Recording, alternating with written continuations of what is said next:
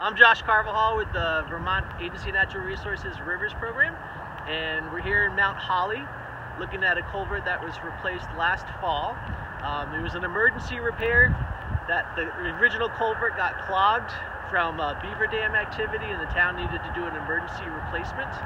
And the Rivers Program is available to help with sizing of structures and determining what type of structures go in what locations. And we're available to help with municipalities and private landowners for that service. In Vermont, all streams that are perennial, if you have a crossing on them, they're regulated by the state under the stream alteration permit, and the river management engineers are the ones that help determine what crossings go where. So this structure is on a stream and also on a wetland, and sometimes those two regulations overlap. You're going to have to figure that out with the river management engineer and the wetlands biologists in order to determine how your project will need to comply with each regulation, because the standards are going to be a little bit different.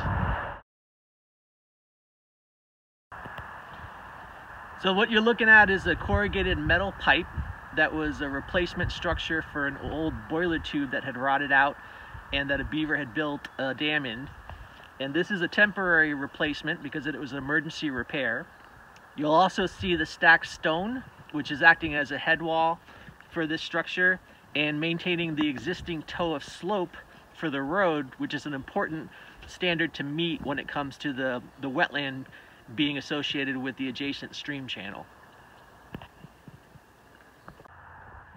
Hi, I'm Zapata Courage, and I'm a Vermont Department of Environmental Conservation wetland ecologist, and I'm standing on the culvert that Josh just talked to you about in Mount Holly. And as he mentioned, it's not only just on a river, but also the surrounding wetland.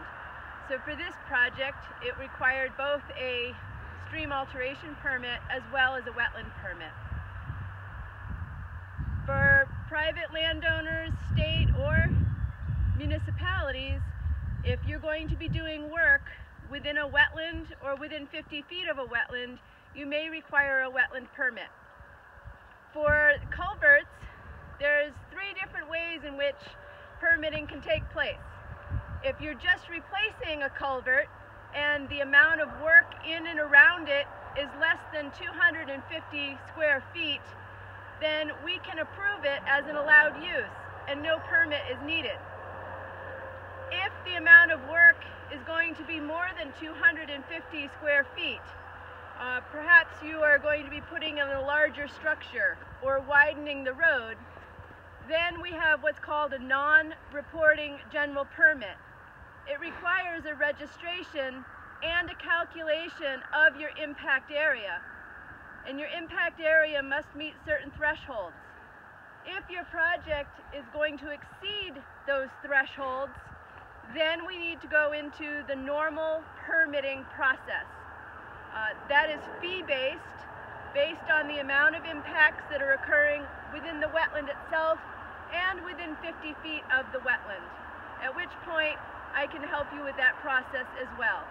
So reach out to Josh and I, or to your local stream alt engineer and district wetland ecologist to see if your particular project might require one or both permits.